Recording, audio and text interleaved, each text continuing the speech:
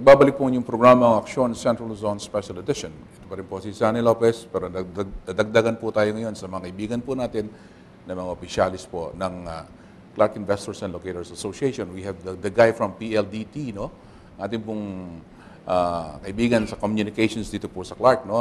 Matagal na rin hong opisyalis si Director Lito Mercado. Lito, welcome. Good evening, no? Gabito, no? And sa mga milyon-milyon mong tagahanga na nanonood sa'yo. Ikaw ata maraming tagahanga. Ikaw maraming tagahanga. Naku. Pero that's another topic. Pwede ba sumabit dyan? Anyway, ladies and gentlemen. Pinag-usapan ho kasi natin ngayon, mga pagbabago, no?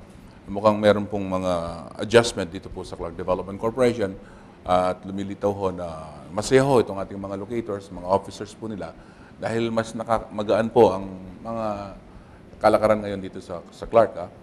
Pero ito, matagal nyo nang nilalakad, di ba, Mr. Lito? Yes. Kaya nitong from 1 year to 3 years, no? Yeah, yung about sa permit to operate. Yeah, that is very important actually. Yung courtesy call namin sa kanya, nabanggit lang namin. And dapat naman kasi yung PTO kasi every year na-expire. Eh, may mga foreign companies na nakikipag-deal dito sa mga manufacturing companies dito na minsan ang contract 3 years pero magdududa sila bakit ang PTO mo is only 1 year and then magsasign ka ng contract for 3 years. So that is questionable. So it's yan naman, as a businessman, naintindihan niya yun. So kaya agad-agad napa-approve ko sa board, sabi niya. And then take only about 2 weeks, ano? And then na-approve agad. Oh, what are the other things you have in mind that you want to bring before the Clark Development Corporation? Sir Lito, okay na ba yon yung nakuha yung una? Yes, actually marami ba yan. But sabi niya, we wanted yung ibang problem na to discuss nyo muna sa akin before sa labas, sabi niya. So gusto ko, bago nyo... Mas tama naman, di ba? Yeah. Bago nyo ilabas, nakikiusap siya sa dyaryo or sa media, kailangan kausapin nyo muna ako kung may magagawa ako. Give him a chance to do something about it. Pag wala akong nagawa, then... Okay na kayo? Oo, sabi niya. Okay na kayo magpa-interview? Saka natin ilabas sa dyaryo. Yun ang lisensya natin. Actually, isang plano ko rin sana is to reach out more to the press. Pero in terms of accomplishments na, together with governing bodies. So pag nakakuha natin itong mga step-by-step na linalakad natin, i-publish natin, makikita ng lahat na the improvements. Just trying to make Clark a better place to invest in. Pero ang nakikita ko ngayon, ang nagiging the best salesperson o spokesperson for Clark Freeport ay yung mismong mga locators, di ba? What do you say to that, Captain Abad? Yeah, I think you're right. Kasi nga, they are the one doing the business inside Clark. So sila yung nakakaalam kung ano yung tunay na nangyayari sa Clark. Not the CDC itself, no? Because they are the one, they're directly involved in the business. Tama. At saka they've experienced it, no? Doing business with here inside the Clark Freeport. Attorney... if you recall, bago tayo na-elect na nung bagong batch ng officers for SILA, we had a guest, former Yusek Kiambao de Rosario, di ba? Si Lula. Lula Kiambao. She was mentioning dun sa speech niya about the frustrations of doing business in Clark. Yes. Which is parang hindi magandang lumalabas na ang magmamarket lalabas yung CDC itself kasi naghihirapan nga yung mga ibang tao. Your best marketing arm will be the locators themselves. Word of mouth. Or word of mouth. Kasi ang tatanungin ng mga ibang contemporaries mo within the industry, where do you locate? And then, if you can say na... How do you do business there? Very well. Then that will be your marketing strategy. But, yun na nga, it's a new change of culture ngayon with the new president.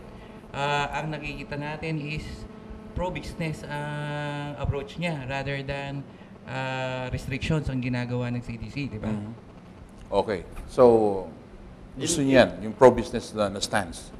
I was going to say also, no, singit ko lang na in our case, the more we are an MRO, maintenance repair of overall facility of aircraft in Clark, in Singapore Airlines Engineering. Tapos in our case, Sabi niya, no? the more MROs who come into The Clark, the better for us kasi nagdadatingan yung mga vendors. Yes. They decide to set up. Ngayon kasi lahat kinukuha namin halos lahat Singapore Tapos all over the world, Shanghai, ganyan, Europe, US. So medyo may logistics problem or disadvantage kaysa an MRO for example in Singapore or in China. So pag dumating yung mga yan, ako welcome ko. Yes. Pinapabisita ko sa office and then i-tour namin of the facility. Tapos minsan tinutulungan pa namin sa mga yun nilalakad nila with CDC and SIA.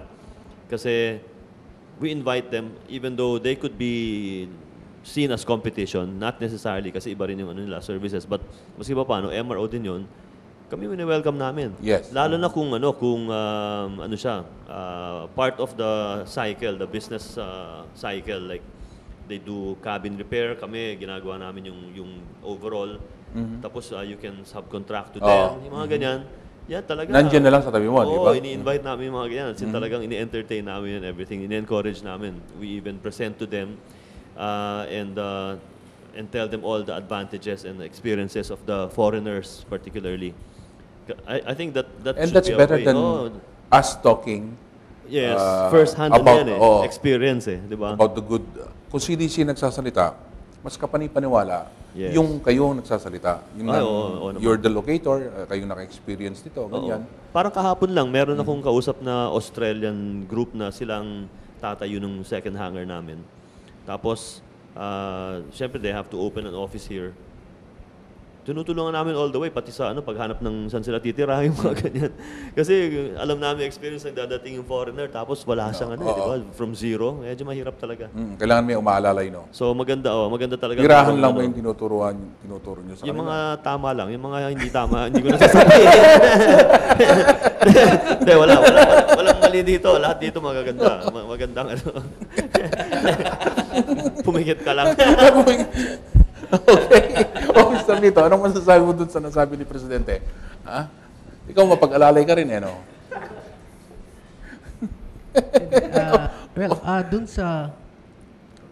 Dun sa sinabi balik ako sa sinabi ni President Art, siya kasi gusto niya, talagang siyang humingi ng tulong sa atin during our meeting, natulungan niyo ako, sabi niya. Kasi kayo ang pinaka-importante dito sa Clark. So, ako naman, humingi ako ng tulong para yung gusto nyo, magawa natin dito, sabi niya. So, siya pala ang nagsabi na humingi ng tulong sa atin. So, siguro, tsaka, actually, is a good friend of MVP, si Art. At tsaka si Eric Alberto, Dahil Sila Bert yung Lee, buhay niya, di ba? talagang yung mga Circle na yan. top businessman talaga na kilala siya talaga. In fact, yung last kinukwento. How beneficial is that para sa Freeport when you know who's who in business? Well, yung mindset niya kasi pang corporate hindi niya paanda rin ng CDC, parang government office, hindi. So, ang orientation niya is corporate. So. Private business talaga, no? And that's the way you like it. Yes, of course. Maganda yun sa Clark kasi mga yung kasi yung mga dito about 70% foreign investor. So hindi sila sanay sa government policy na yung ano bang tawag doon, yung parang municipal style na niraran mo yung Captain Abad, mukhang meron kang sinasabi dyan. Sige, sabihin mo. Parang ang tinutukoy ni Parang Lito, parang bureaucratic red tape na sinasabi. Na instead na pwede kang dumiretso doon, kailangan dadaan ka pa doon sa Maraming iniikutan. maraming iniikutan. Pwede naman natin diretsuhin para ma-shorten yung process ng mga papeles o kaya yung negosyo. Ang magandang goal dyan actually is what I hear of yung experience na in Singapore, in 2 weeks, ready to set up ka and ready to run. Di ba? Dito Oo. sa Philippines, hindi eh. Hindi pa rin eh. Months pa rin eh. Di ba? Months. Minsan before you Nung una, years nga eh. Oo, di ba? Yung SEC, yung mga... lahat. Kaya yung one-stop shop na target, na goal, maganda yun. Tapos kung minsan, yung mga ibang government agencies, nagko-conflict pa yung mga kanilang mga policies, di ba? Nagko-conflict, tsaka nag-overlap minsan. Right. Overlapping. Mhm. And this is doable naman.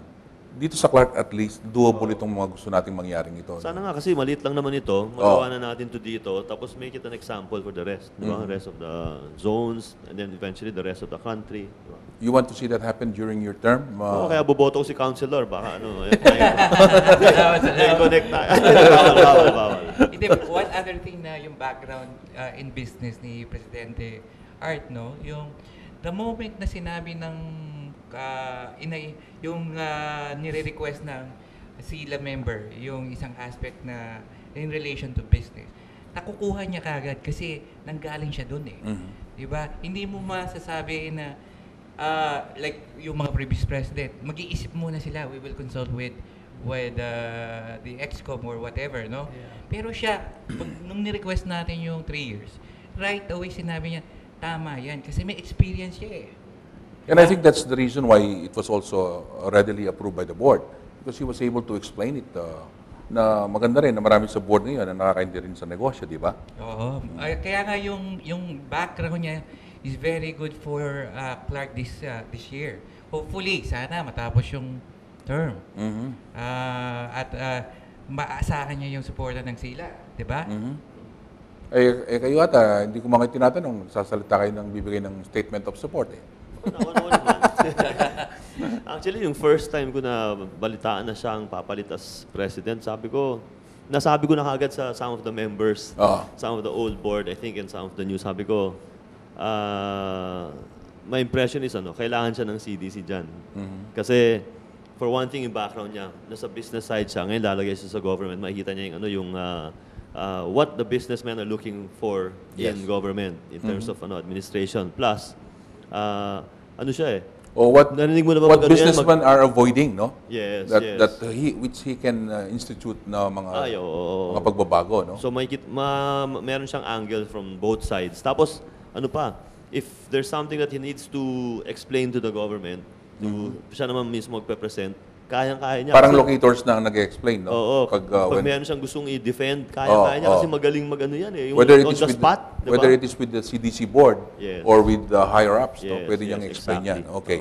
So we're gonna have another break and then we will conclude this discussion, no? Mga kaibigan na mga kasama ko po ngayon, mga SILA officers, no? Sila ho, bagong set po ng mga officers, bago pong presidente, bago pong chairman of the board, ito, medyo matagal-tagal na ho to at hindi nawawala dyan. Si Captain Abad, first time mo, Captain Abad, no? Okay. Babalik po kami to conclude this.